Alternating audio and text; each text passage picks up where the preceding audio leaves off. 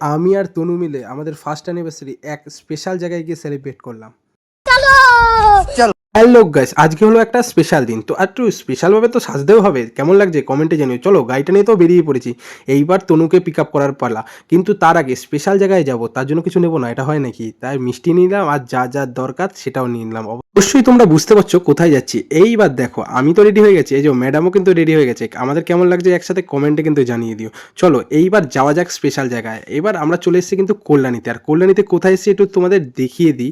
দাঁড়াও, আমরা এসেছি হলো কল্যাণীশ্বরী মন্দির। আমরা প্রথম দিন যবে দেখা হয়েছিল তবেও কিন্তু আমরা মায়ের কাছেই এসেছিলাম। তার জন্য ভাবলাম এক বছর যখন হয়ে গেছে, এর থেকে ভালো সেলিব্রেট কিন্তু কিচ্ছু হয় না। মায়ের মুখ দেখলে অবভিয়াসলি এটা স্পেশালই হবে। তার জন্য ভাবলাম মায়ের কাছে এসে পুজো দেওয়াটাই স্পেশাল। চলো পুজো দেওয়া তো আমাদের কমপ্লিট হয়ে গেছে, আর আমাদের ভাগ্যটা কি ভালো দেখো, আজকে আমরা কিন্তু সাথে সাথে ভোগের প্রসাদও পেয়েছি। তো আমরা খেতে থাকি, আর তোমরা কিন্তু লাইক কমেন্ট সাবস্ক্রাইবটা করে যাও। Tata, bye bye.